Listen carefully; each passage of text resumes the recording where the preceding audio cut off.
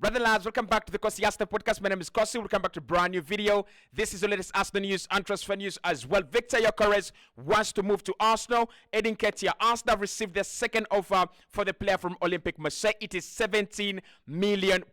It is still very low, but Arsenal believe they can get an agreement between them and Olympique Marseille as talks progress. Arsenal are still talking to Wolverhampton Wanderers to make a third bid for the goalkeeper, Dan Bentley. And we're also going to be diving into the transfer of Chido Obi Martin. Nwaneri has been told he's going to have a role to play at Arsenal in the upcoming season. And Gabriel Jesus is expected to hit a new level at Arsenal after having a very good preseason. Hit the like button, subscribe to the channel as well. Lots of stories making their rounds around Arsenal on social media and the internet, and we are here always to break them down. Now let's start off with that big offer, or maybe not a big offer really, but Arsenal received a new offer from Olympique Marseille, according to David Onstein, and that offer is £17 million.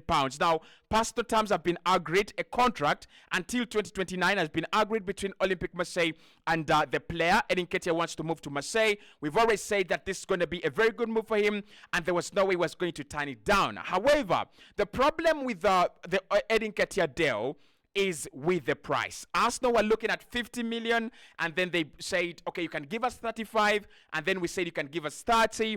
But most of the clubs interested in NKetiah, they don't want to pay 30 million. They don't want to pay 35, 50 million. They're willing to pay 20, 17, 15 million for NKetiah. And at this point in time, I really cannot understand, are we really making a profit on, not really making a profit, but what is the real valuation of NKetiah? Like, I thought it would be like 25 minimum. I thought it would be like maybe even 30 minimum. But for clubs like Marseille to come in with 17 million, and what is actually worrying is that Olympique Marseille are making their second bid for NKetiah. So their first bid, I don't know what it looked like. I don't know how much it was, but it's embarrassing. It's really, really embarrassing. Now, with NKetiah, I think Arsenal have their hands very, very tied. First and foremost, we gave him a contract that allowed him to earn 100,000 per week. That means that if a club is going to sign him right now, they have to he has to either reduce his wages or they have to take on his wages. Now, a club is not going to give you 25 million or 30 million for NKetiah, and then they pay 100,000 per week to his bank account every single week. It's not going to happen. So I think with NKetiah, the reason as to why Arsenal are going to get very small money, it is that contract. It is that wage that we actually gave him around 2 years ago, 3 years ago, when we told him, you can earn 100k. You can earn 100k a week at Arsenal as long as you decide to stay. So Marseille have offered us 17 million as a second offer. Talks are ongoing, but Arsenal feel there is something missing.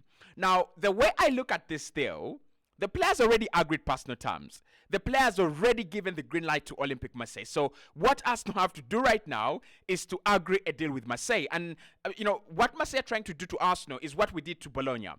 After agreeing personal terms with Calafiori chased all the other clubs. And right now, with the NKetiah situation, you can notice there are no other clubs interested in Eddie. Other clubs are literally out of the race for NKetiah. So Arsenal have now to be forced to agree a deal between them and Olympique Marseille, which means we might end up getting around 20 million pounds, or maybe 20 or even less than 20 million pounds for NKetiah. His valuation, in my head, in my opinion, I would value him at like 30 million. But because of that wage, I think that takes away 10 million. No club is going to give him 100,000 a week and then give you 30 million. That's not going to happen. I think Arsenal have to settle for around 20 million. We are being cheated. This is a striker that has played for Arsenal consecutively over the last 3 seasons. He's homegrown. Obviously, that doesn't work for Olympique Marseille, but he's a player that doesn't really pick up injuries. He's a player that is, very valuable, and he's also high on the list of Olympique Marseille. Honestly, I thought they would pay more than that. I thought they would actually bid more than that. But for them to give us 17 million, it feels satanic, guys. It feels very, very, we are being cheated. This is a broad day robbery. But like I said, again, I don't think Arsenal are going to make a lot of money from our sales, especially those players that are earning a lot of money. We have done well with Emil Smith-Rowe. We did well with Florian Balogun. But with the likes of NKetiah, 17 million. The likes of Reece Nelson, probably 15, probably 17 million. I don't think we're going to get a lot of money. But anyway, let's wait and see. This deal is moving to the exit. It's closing into the exit. Arsenal expected other clubs, and I also expected other clubs to come in and fight for NKetiah. But the moment Arsenal said, we want 50 million, all the other clubs just disappeared. And then to make matters worse, Eddie agreed personal terms with Olympique Marseille. All the other clubs actually disappeared as well. So I think Arsenal have to settle for that 17, probably 17 or 19. If they can give us a sell-on clause and maybe maybe a sell-on clause, that will work. But NKetiah for 17 million, it doesn't feel right. Now the Viktor Gyökeres deal is getting also closer as Arsenal expect to advance on Viktor Gyökeres after selling NKetiah. As NKetiah gets closer to an exit, Viktor Gyökeres gets closer to Arsenal. But the update today from Portugal is that the player sees Arsenal as his ideal destination and he would love to join Arsenal this summer if the two clubs can agree a price, as personal terms are not expected to be a big problem. And for me with the Viktor Gyökeres deal, I've already said it before and I said again, if Viktor Gyökeres wants to move to Arsenal, really, he's going to have some part to play in this deal. I think Sporting are in between, we can sell this summer and we can sell next summer. Next summer, we are not going to have brilliant strikers on the market. Like, look at all this deadwood of strikers right now on the market. We're not going to have better strikers. We're not going to have top strikers on the market. So Sporting is saying we can keep him for this summer, and the next summer we shall have a player that is available, and maybe two other strikers will be available. There will be Gyökeres and maybe Šeško. So they're in between there. So what Gyökeres and his camp have to do, they have to first and foremost show Arsenal that they're interested in moving this summer. I don't think we have a lot of time to waste. I think with the 17 or 16 days left to the beginning of the transfer window, to the beginning of the season, Arsenal are looking to do deals that we can do to prepare for the season. It's as simple as that. So I don't expect Arsenal to sit down and negotiate for Viktor Gyökeres for 2 weeks. That's not going to happen. Yes, we want him, we need him, and he's a massive addition to the squad. But that is not going to happen. We're not going to sit down and negotiate and wait for this deal for 2 weeks. So the player has got to put in some effort together with his team. They've got to at least not really put in a transfer request or rebel or refuse to train. I don't really believe in that way, player power kind of thing. But maybe tell Sporting that if Arsenal are offering you a good deal, we are willing to move, right? There should be signs. The way the camp of Riccardo Calafiori has done it for Arsenal. We showed Bologna that they showed Bologna that Arsenal was their primary destination, and all the other clubs didn't matter. And that meant that the player either stayed at Bologna or he moved to Arsenal. And then after that, the player told Bologna, I really don't want to stay. I have a dream. That dream is playing for Arsenal. If you can agree a deal with Arsenal, then I want to be there. So I think Arsenal have an advantage on all these deals. Calafiori wanted to join Arsenal. Merino wants to join Arsenal. We don't know about Fabian Ruiz yet. But Gyökeres wants to play for Arsenal as well. And that's a major update. That's a major advantage when you're trying to sign a striker, when you're trying to sign a player.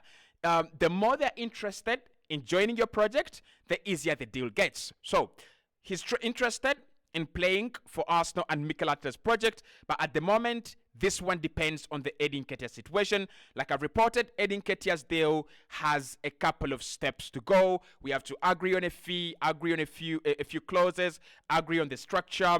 So this could, the Gyökeres deal is going to be the last one.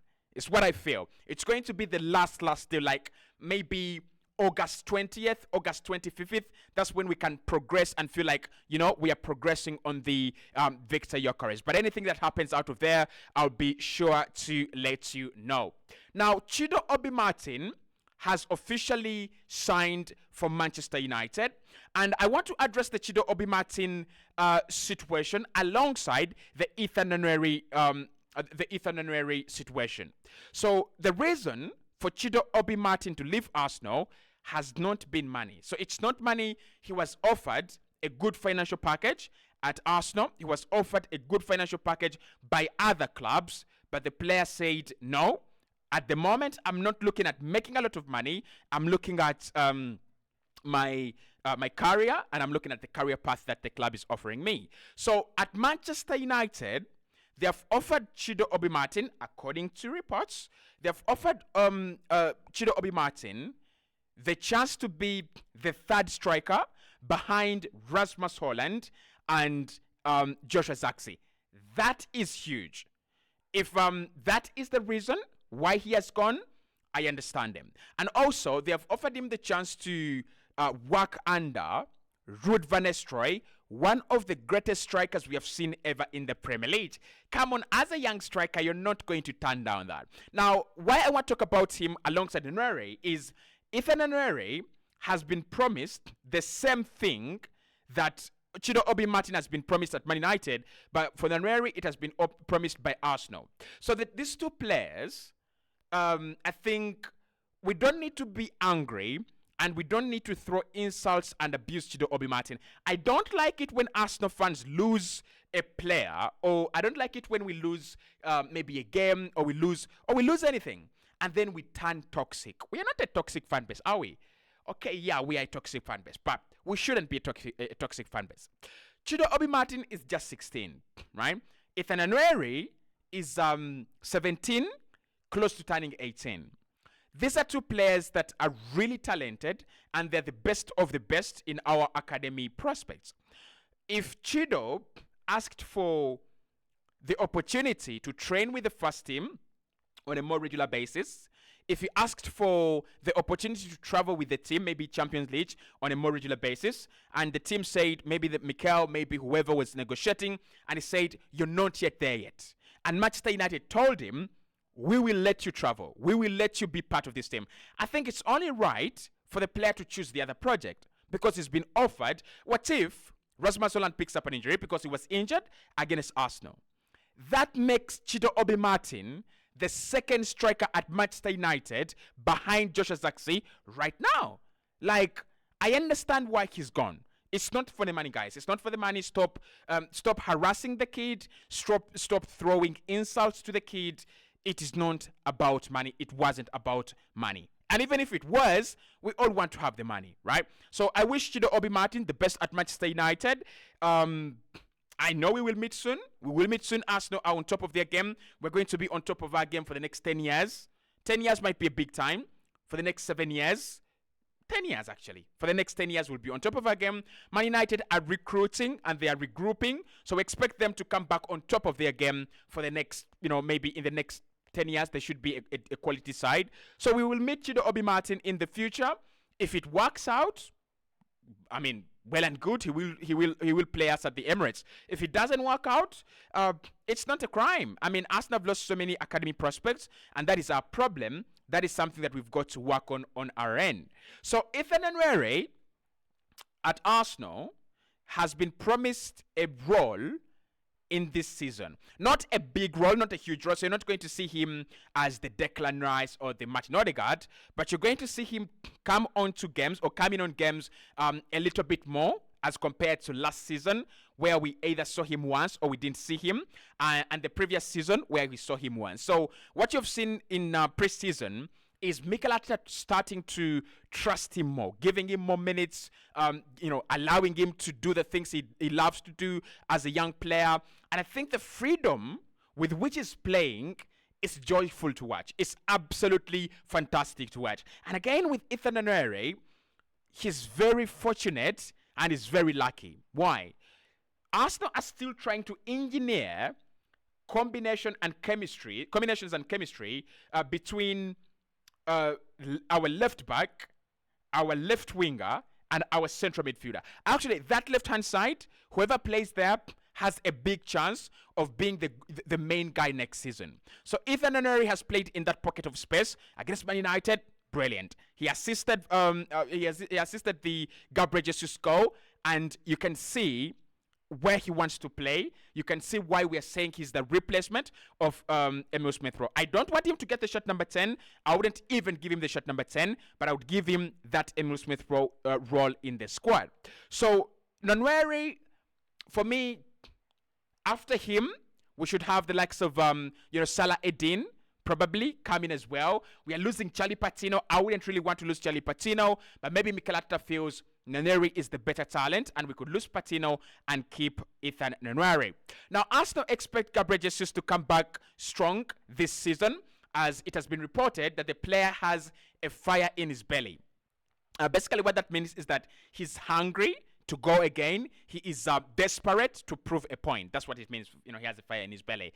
I think with him, he's lucky that he was told he doesn't need another knee surgery. So that means that this season he can play very comfortably. I've seen him in preseason. He looks very good. If we can get our old Jesus back and get Kai Havertz to a much better level and bring in Viktor Gyökeres, the Premier League, all Premier League teams and Champions League teams, so help you God. As always, come on, you Gunners.